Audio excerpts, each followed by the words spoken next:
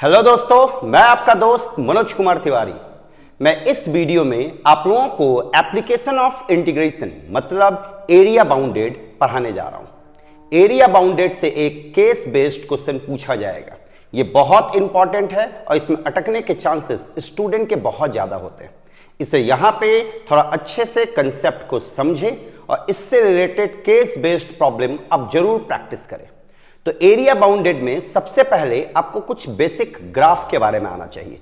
Basic graph कहने का मतलब हो गया कि अगर आपके पास कोई लीनियर इक्वेशन है तो लीनियर इक्वेशन का ग्राफ हमेशा एक स्ट्रेट लाइन होता है। याद रखें, लीनियर इक्वेशन का ग्राफ हमेशा क्या होता है? एक स्ट्रेट लाइन। जैसे अगर x plus 2y plus 6 is equal to 0, तो ये देखिए लीनियर इक्वेशन है। इसका ग्राफ अगर हमको प्लॉट करना है तो ग्राफ कैसे प्लॉट करेंगे? एक बार x के जगह पे 0 ले, y का वैल्यू निकाले -3, फिर एक बार y के जगह पे 0 ले, x का वैल्यू निकाले -6। अब इसको जाके हम प्लॉट करेंगे। तो ये देखिए, एक पॉइंट आपका 0, -3 आया है और दूसरा पॉइंट आपके पास -6, 0 आया। तो -6, 0, -6, 0 यहां पे कहीं होगा और 0, -3 यहां पे कहीं होगा। इन दोनों को ज्वाइन कर देंगे तो हमको क्या मिल जाएगा? एक straight line. y equal to x, y equal to x का ग्राफ कैसा होता है आपका? ये होता है y इक्वल टू एक्स का ग्राफ। अगर हम बात करें y इक्वल टू -x, तो y इक्वल टू -x का ग्राफ ये होगा। तो ग्राफ आपको क्लियर होना चाहिए। पैराबोला, पैराबोला में 4 स्टैंडर्ड इक्वेशन होता है। अगर हम y square is equal to 4ax की बात करें तो y square is equal to 4ax का ग्राफ आपका कुछ ऐसा होता है। अगर y square is equal to -4ax की बात करें तो y square is equal to -4ax का ग्राफ आपका कुछ ऐसा होता है। अगर हम x square is equal to 4ay की बात करें तो x square is equal to 4ay का ग्राफ ये होगा। और अगर हम x square is equal to -4ay की बात करें तो इसका ग्राफ आपका कुछ ऐसा होता है। तो ये 4 आपका स्टैंडर्ड इक्वेशन है जहां पे ये आपका वर्टेक्स कहलाता है, ये फोकस, ये फोकस, ये फोकस और ये आपका फोकस कहलाता है, जो कि आप लोग क्लास 11th में कोऑर्डिनेट ज्योमेट्री पैराबोला में पढ़े होंगे।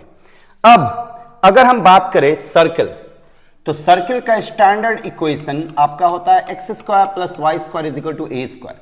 मतलब इस सर्कल का जो सेंटर है वो 0, 0 है और रेडियस जो है वो a है। इसका ग्राफ अगर हम देखें तो इसका ग्राफ कुछ ऐसा होगा जहां पे ये आपका 0, 0, ये कोऑर्डिनेट a, 0, ये कोऑर्डिनेट -a, 0, ये आपका 0, a और ये आपका होता है 0, -a। एलिप्स, एलिप्स 2 तरह का होता है, एक हॉरिजॉन्टल एलिप्स और एक वर्टिकल एलिप्स। अगर आपके पास इक्वेशन ऐसा हो x square by a square plus y square by b square equal to 1, जहां पे a का वैल्यू b के वैल्यू से ज्यादा हो तो ये हॉरिजॉन्टल एलिप्स होगा। इसका ग्राफ आपका कुछ ऐसा होता है, याद रखिए।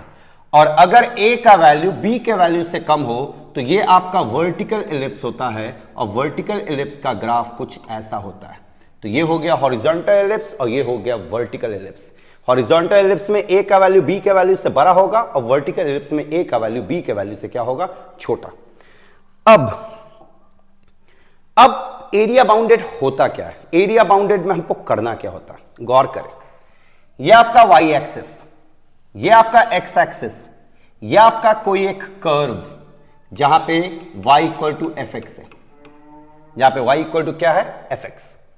और यहां पे कोई एक लाइन जैसे इंटीग्रेशन a से b fx dx, इसका जरा मतलब समझिए ज्योमेट्रिकली तो एरिया बाउंडेड आपका क्लियर हो जाएगा। तो इंटीग्रेशन a से b fx dx, यहां पे गौर करें ये इंटीग्रेशन किसके रिस्पेक्ट में हो रहा है? dx, x के रिस्पेक्ट में। तो ये dx हो गया x एक्सिस। किसका इंटीग्रेशन हो रहा है? fx का। तो ये fx हो गया ये कर्व। यहां पे गौर करें लिमिट क्या है? a और b है। तो ये इंटीग्रेशन आपका x एक्सिस के रिस्पेक्ट में हो रहा है, तो ये लिमिट भी किसका होगा? x का लिमिट होगा। तो ये आपका हो गया x का वैल्यू और ये भी हो गया x का वैल्यू। मतलब ये x इक्वल टू a, ये x इक्वल टू b, ये y इक्वल टू fx और ये x एक्सिस। अब इन चारों को अगर हम प्लॉट करें तो देखिए ये x एक्सिस, ये y इक्वल टू fx, ये आपका x equal to a, x equal to a का ग्राफ कैसा होगा? Parallel to y axis. तो ये हो गया x इक्वल टू a का ग्राफ। फिर x इक्वल टू बी, ये हो गया x इक्वल टू बी का ग्राफ। अगर आप ध्यान से देखें, ये x एक्सिस जो कि इंटीग्रेशन में dx है, ये फंक्शन जो कि इंटीग्रेशन में y equal to f x है, ये x इक्वल टू a जो कि इंटीग्रेशन में लोअर लिमिट है, ये x इक्वल टू b जो कि इंटीग्रेशन में अपर लिमिट है, ये चारों मिलके इस रीजन को बाउंड किया। तो इस रीजन का जो एरिया होगा, उस एरिया को ये डेफिनेट इंटीग्रेशन रिप्रेजेंट करता है। याद रखें, डेफिनेट इंटीग्रेशन a से b F x D x represent करता है एरिया को। किसके एरिया को? जो कि x एक्सिस से बन रहा है, y equal to f x से बन रहा है, और x इक्वल टू a और x इक्वल टू b, ये चारों बाउंड्री का काम कर रही है। चारों बाउंड्री मिलके जिस रीजन को इंक्लोज करता है, उस रीजन का एरिया आपका ये डेफिनेट इंटीग्रेशन देगा। यहां पे हॉरिजॉन्टली आप देखें तो ये कहां से शुरू हो रहा है? ए से, और कहां पे समाप्त हो रहा है? बी पे। तो ये हॉरिजॉन्टल आपका लोअर लिमिट और वर्टिकल लिमिट है। जिस फंक्शन को आप इंटीग्रेट कर रहे हैं, जिस फंक्शन को यहां पे किसको इंटीग्रेट करें? एफ एक्स को, तो उस एफ एक्स से लेके एक्स एक्सिस तक का एरिया हमको मिलता है। याद रखें, एफ एक्स से लेके एक्स एक्सिस तक का एरिया। और आप लोग को पता है कैलकुलस में y और एफ एक्स क्या होता है? सेम। तो y और एफ एक्स सेम होता, तो इसी चीज को हम ऐसा भी लिख सकते हैं, a से b y dx। याद रखें, a से b y dx। अब हम इस पे कुछ प्रॉब्लम देखने जा रहे हैं, लेकिन एक फॉर्मूला आप याद रखें, इस फॉर्मूला का बहुत यूज आएगा, स्पेशली जब सर्किल का एरिया निकालना होगा या एलिप्स से रिलेटेड कोई भी प्रॉब्लम आएगा तो इस फॉर्मूला का यूज आएगा। ये फॉर्मूला आप अच्छे से ध्यान में रखें, root under a square minus x square d x. इसका फॉर्मूला होता है आपका x by two root under a square minus x square minus a square by two sine inverse x by a. ये फॉर्मूला थोड़ा आप अच्छे से ध्यान में रखेंगे, जब भी सर्किल और एलिप्स से रिलेटेड प्रॉब्लम आएगा एरिया बाउंडेड में, तो इस फॉर्मूला का आपको यूज पड़ेगा। इसके अलावा इंटीग्रेशन जो होगा इसमें बेसिक होगा। अब हम यहां पे एक क्वेश्चन देखते हैं। क्वेश्चन है, क्वेश्चन ध्यान से सुनिएगा, लिख भी लीजिएगा। Find the area of the region bounded by the curve.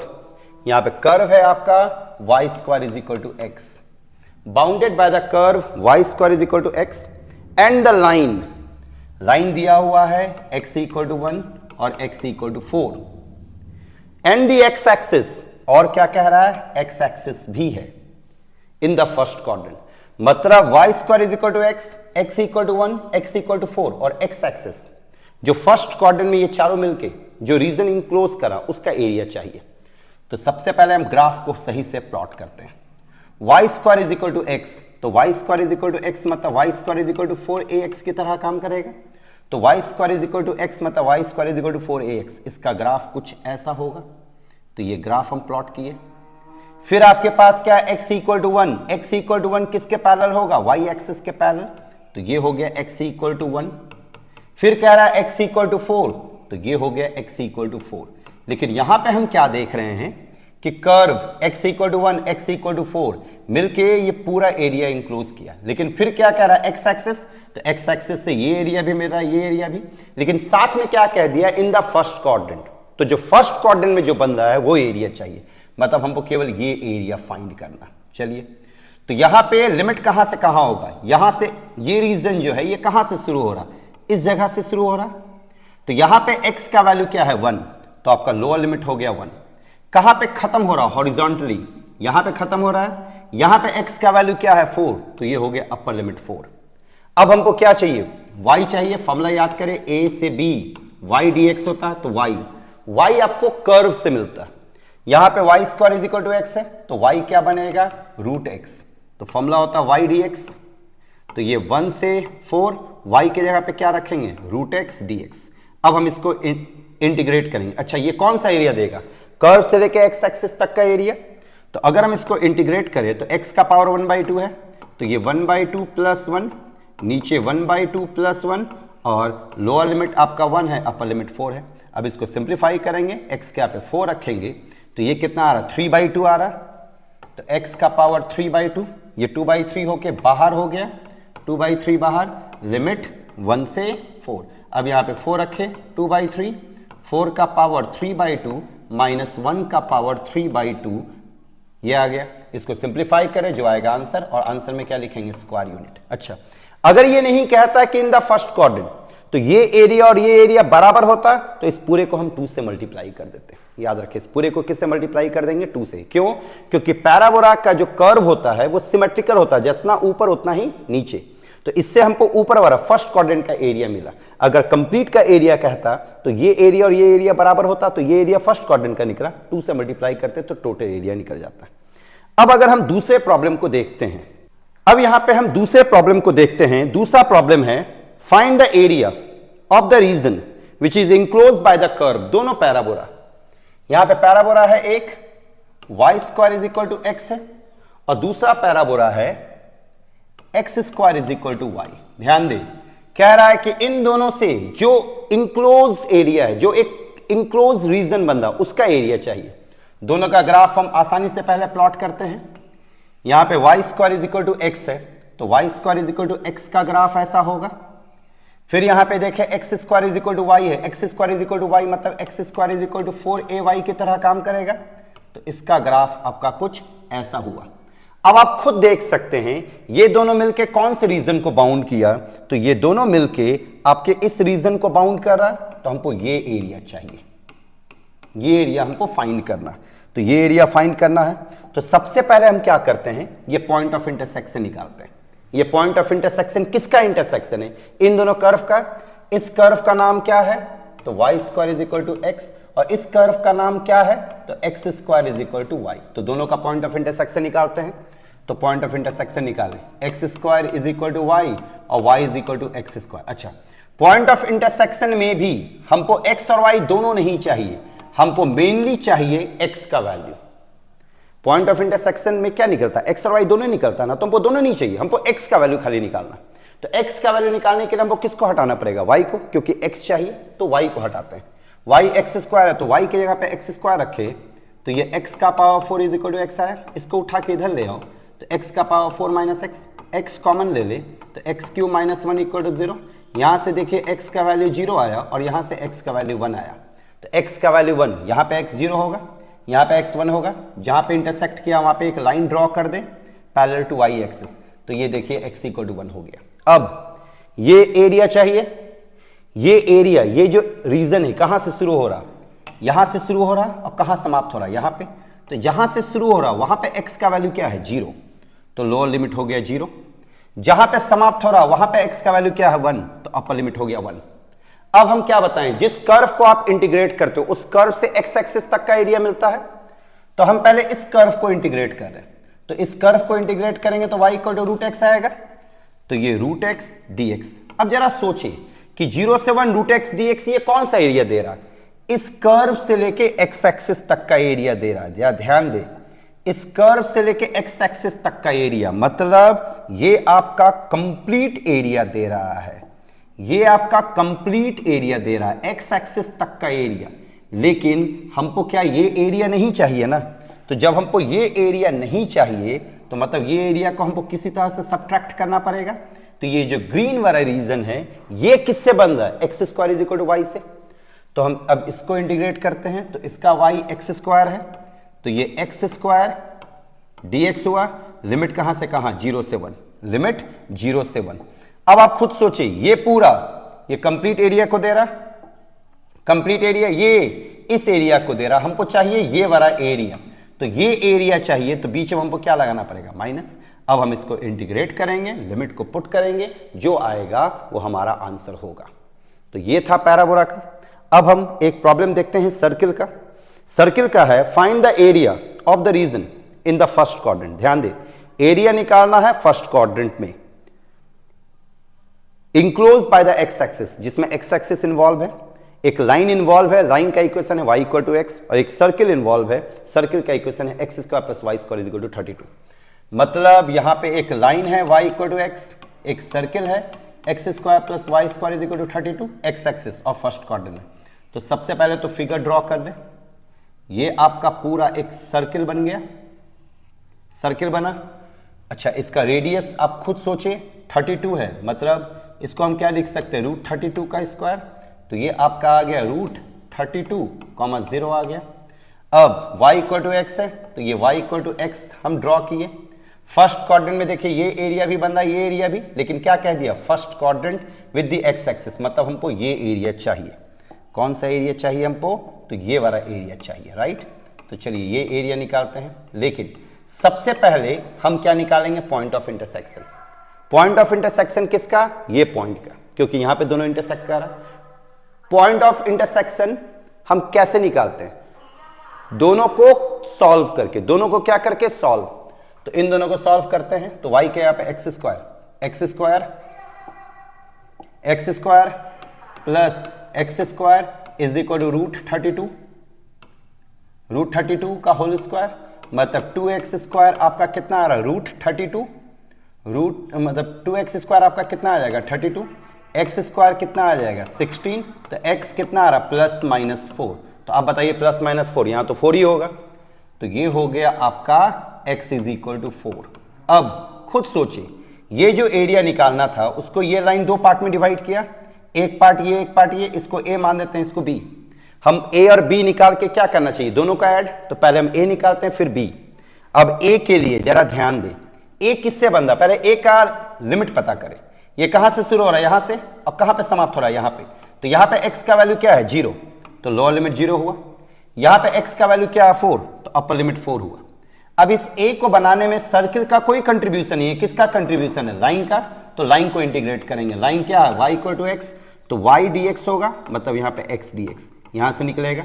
ये कौन सा एरिया दे जाएगा, a, इसको आसानी से हम इंटीग्रेट कर सकते हैं।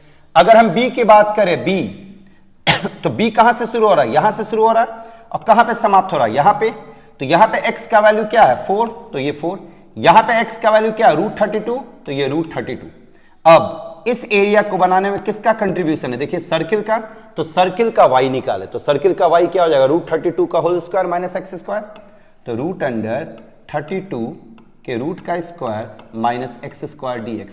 अब ये देखिए फॉर्मूला में आ गया, जो फॉर्मूला भैया मैं बताएं, √a² minus x square dx। अब हम इसको इंटीग्रेट करेंगे, लिमिट को पुट करेंगे, इसके बाद ये b निकल गया, यह इंटीग्रेट करेंगे, लिमिट को पुट करेंगे, a निकला, और दोनों को हम क्या कर देंगे ऐड, तो इससे आपको क्या निकल जाएगा, ये एरिया। और ये क्वेश्चन आपका इंपॉर्टेंट है। अब एक सबसे इंपॉर्टेंट क्वेश्चन हम करवाने जा रहे हैं, जो कि बहुत ज्यादा इंपॉर्टेंट है, इसको जरूर आप अच्छे से प्रैक्टिस करें। Using integration find the area of the triangle whose vertices are, हमको एरिया ऑफ द ट्रायंगल निकालना जहां पे वर्टिसेस दिया हुआ, ए का वर्टेक्स है 1,0, बी का कोऑर्डिनेट है 2,2 और सी का कोऑर्डिनेट है 3,1। सबसे पहले इसको हम सही से प्लॉट करते हैं, तो 1,0, तो 1,0 कहां पे होगा, यहां पे कहीं, ये 1,0 हुआ। 2,2 यहां कहीं होगा, तो ये आपका हो गया 2,2। फिर है आपका 3,1, तो 3,1 यहां कहीं होगा, तो ये हो गया 3,1। इसको हम प्लॉट किए, तो ये हमारे पास आ गया एक ट्रायंगल, इसका नाम A, इसका नाम B, इसका नाम C। हम वो इस ट्रायंगल का एरिया निकालना है with the help of integration. अब अभी तक हम क्या देख रहे थे, हर जगह हमारे पास कर्व पता होता था, यहां पे कर्व नहीं पता, यहां पे पॉइंट पता। तो सबसे पहले हम कर्व का इक्वेशन निकालेंगे। कर्व का इक्वेशन कैसे निकालेंगे, गौर करिए, एक स्ट्रेट लाइन है, ये भी स्ट्रेट लाइन है, ये भी स्ट्रेट लाइन है, तो सबसे पहले हम स्ट्रेट लाइन का इक्वेशन निकालते हैं। आप क्लास 11th में पढ़ चुके हैं स्ट्रेट लाइन का इक्वेशन। अगर 2 पॉइंट दिया हुआ है, स्ट्रेट लाइन का इक्वेशन निकालने के लिए हमको 2 चीज चाहिए होता है, पॉइंट और स्लोप। पॉइंट और स्लोप पता है, तो इक्वेशन ऑफ स्ट्रेट लाइन कैसे निकलता है, तो y - y1 = m × x - x1, और m का फॉर्मूला क्या होता है, 2 पॉइंट अगर पता है तो y2 - y1 divide by x2 - x1। हम एक आपको निकाल के दिखा रहे AB का, तो सबसे पहले स्लोप ऑफ AB हम निकालते हैं। तो स्लोप ऑफ AB क्या आ जाएगा, यहाँ 1,0 है, यहाँ 2,2 है, तो इसको हम x1 y1 मानते हैं, इसको x2 y2, तो y2 के यहाँ पे 2 - 0, फिर ये क्या आएगा 2 - 1, तो इसका स्लोप आ गया हमारे पास। स्लोप कितना आ गया 2, तो इस लाइन AB का स्लोप आ गया 2। हम इसको x1 y1 माने, अब इक्वेशन निकालेंगे, तो फॉर्मूला क्या होता है y - y1, तो y - y1 की जगह पे 0 = स्लोप कितना है 2, फिर x - x1, तो ये आ गया y is equal to 2 into x minus 1। ये किसका इक्वेशन आया? ए बी का इक्वेशन। अब सेम तरीके से BC का इक्वेशन निकालें और AC का इक्वेशन निकालें। तो जब आप BC का इक्वेशन निकालेंगे तो आपका जो इक्वेशन आएगा वो y is equal to 4 minus x आएगा। आप निकाल के देख रहे, मतलब BC का इक्वेशन क्या आ जाएगा? y is equal to 4 minus x. और जब आप AC का इक्वेशन निकालेंगे इस AC का, तो इसका इक्वेशन आएगा y is equal to x minus 1/2। तो ये तीनों लाइन का इक्वेशन आ गया। इसका equation y is equal to 2 into x minus 1। अब ध्यान दें, हमको इस ट्राइंगल का एरिया निकालना है। ट्राइंगल में 3 वर्टेक्स है, तो जहां जहां वर्टेक्स है वहां पे हम लाइन ड्रॉ करते हैं। जैसे यहां पे एक लाइन ड्रॉ किए एक्स एक्सिस के वाई एक्सिस के पैरेलल, सी पे है तो सी पे भी एक हम लाइन ड्रॉ करते हैं। तो ये हम लाइन ड्रॉ किए एक्स एक्सिस के वाई एक्सिस के पैरेलल। अब गौर करें, ये जो लाइन है, ये लाइन आपके ट्राइंगल को 2 पार्ट में डिवाइड कर दिया, ये ए और ये बी। तो हम ए का एरिया निकालते हैं, फिर बी का एरिया उसका दोनों का ऐड कर देंगे। तो ए और बी दोनों का एरिया निकाल के ऐड करने से हमको पूरे ट्राइंगल का एरिया आ जाएगा। तो चलिए हम ए का निकालते हैं। तो ए के लिए सबसे पहले आप गौर करें कि लिमिट क्या होगा, कहां से शुरू हो रहा है, यहां से, और कहां पे समाप्त हो रहा है, यहां पे। तो यहां पे x का वैल्यू क्या है 1 और यहां पे x का वैल्यू क्या है 2। तो यहां लिमिट बनेगा आपका 1 से 2, ये 1 से 2 बना। अब यहां पे इस लाइन को अगर हम इंटीग्रेट करें तो इस लाइन का इक्वेशन तो यही है, y dx होता है, तो इसको इंटीग्रेट करना पड़ेगा, तो 2 इंटू एक्स माइनस 1 dx। लेकिन इससे कौन सा एरिया निकलेगा? इस लाइन से लेके पूरा x एक्सिस तक का एरिया। गौर करें, इस लाइन से लेके पूरा x एक्सिस तक का एरिया में निकला, मतलब ये कंप्लीट एरिया आपका निकला, कंप्लीट एरिया। बट हमको ये एरिया नहीं चाहिए, इस एरिया को हमको हटाना है किसी भी तरीके से। चलिए इसको हटाना है, मतलब इसको माइनस करना पड़ेगा। अच्छा, ये एरिया किस लाइन से बन रहा है? AC के थ्रू। चलिए अब थोड़ा B के लिए सोचते हैं। B के लिए आप खुद बताएं किसको इंटीग्रेट करना चाहिए B के लिए। तो B आपका इस लाइन से बन रहा है, तो इस लाइन से। अच्छा, इसका लिमिट कहां से शुरू हो रहा है? बाउंड्री यहां से शुरू हो रहा है, यहां पे खत्म हो रहा है। तो यहां पे x का वैल्यू क्या है 2 और यहां पे x का वैल्यू कितना है 4। इसका कोऑर्डिनेट आपका था 3,1। इसका कोऑर्डिनेट कितना था 3,1। तो यहां पे x का वैल्यू 2, यहां पे x का वैल्यू 3। तो इसका इंटीग्रेशन 2 से 3 होगा। हम इस लाइन को इंटीग्रेट करते हैं, इसका y मतलब 4 माइनस एक्स dx। अब जरा खुद सोचे, इससे कौन सा एरिया हमको मिलेगा? इससे हमको एरिया मिलेगा, ये वाला एरिया मिला पूरा। तो यहां पे क्या हो रहा है कि ये दोनों मिलके इस A और B को कवर तो कर रहा है, लेकिन प्रॉब्लम आ रहा है कि ये A इस एरिया को भी कवर कर लिया और ये B इस एरिया को भी कवर किया, और ये दोनों एरिया जो है इसी लाइन AC के थ्रू बन रहा है। तो हमको क्या करना है, AC के थ्रू जो एरिया बन रहा है उस एरिया को इन दोनों को जोड़ के क्या करना पड़ेगा, सब्ट्रैक्ट। तो अब हम AC के थ्रू जो एरिया बन रहा है उसको निकालते हैं। तो AC में लोअर लिमिट क्या है, ये कहां से शुरू हो रहा है 1 से, तो ये 1 से शुरू होगा, 1 से शुरू होगा ये 1, और कहां पे समाप्त हो रहा 3 पे, ये 3। इसका y कितना होगा x माइनस 1/2 dx होगा। इसको हम कुछ देर के लिए मान देते हैं C। अब बताइए हमको क्या करना चाहिए। A मतलब ये पूरा एरिया जिसमें C का ये पार्ट आ रहा है, B मतलब ये पूरा एरिया जिसमें C का ये पार्ट आ रहा है, लेकिन हमको C का पार्ट नहीं चाहिए। तो A और B को हम ऐड करते हैं। तो A और B को ऐड करने से क्या होगा कि ये एरिया भी आ जाएगा, ग्रीन वाला एरिया, लेकिन ये एरिया हमको नहीं चाहिए, तो माइनस C करना पड़ेगा। इससे मेरा इस ट्राइंगल का एरिया आ जाएगा। तो इसको इंटीग्रेट तो आप कर ही सकते हैं, आराम से इंटीग्रेट करें और रिजल्ट ले आए। ये क्वेश्चन बहुत इंपॉर्टेंट है। एरिया बाउंडेड में जो स्टैंडर्ड इक्वेशन बना, जैसे y square is equal to 4ax, y square is equal to minus 4ax, x square is equal to 4ay, x square is equal to minus 4ay, y equal to x, y equal to minus x, circle का equation x square plus y square is equal to a square. Standard equation वाला problem जरूर अच्छे से करें, standard equation वाला problem आएगा।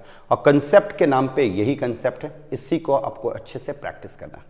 तो area bounded अच्छे से करें, ये केस बेस्ड में आएगा।